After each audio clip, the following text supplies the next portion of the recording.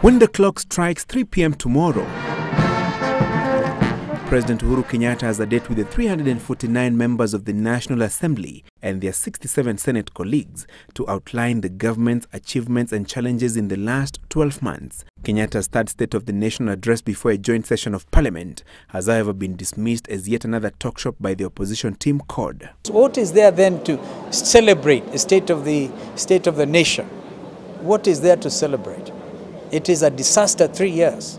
Yeah? He doesn't have to make Kenyans believe there's something done when there's absolutely nothing. This address of tomorrow is unnecessary. In fact, if I were to advise the president, I would ask him to call it off because it won't add any value. When Kenyatta made the 72-minute speech in Parliament last year, he anchored it on the fight against corruption and mismanagement of national resources. Let it be known that today I draw the line. His unprecedented decision to crack the whip on top government officials, among them cabinet secretaries and principal secretaries with graft allegations, earning him accolades from both sides of the House. To immediately step aside, pending conclusion.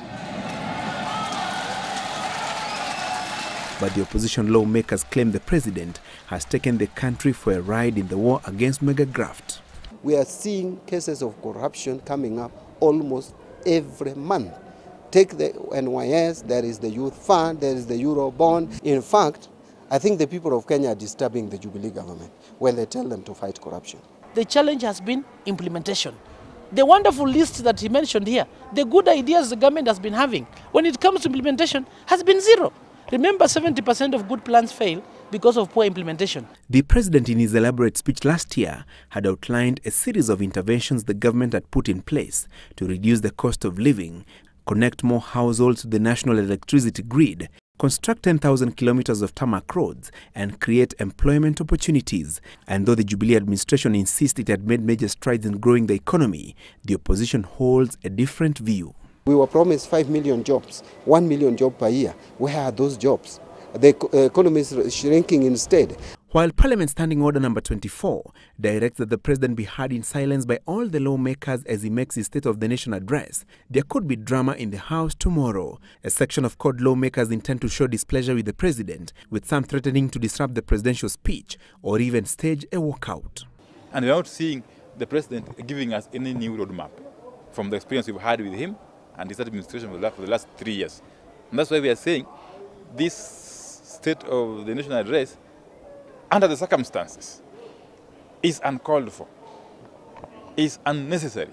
The State of the Nation address is a constitutional requirement for the president to brief Parliament on matters of national security, national values, as well as give an update on the country's foreign policy. A majority of CORD members of Parliament believe that President Uhuru Kenyatta's State of the Nation address tomorrow was unnecessary and inconsequential. And while they will not disclose exactly how they intend to deal with it tomorrow, they have a parliamentary group meeting to strategize on how to respond to what they call a public relations gimmick. Francis Gashori, Citizen TV, Parliament Buildings, Nairobi.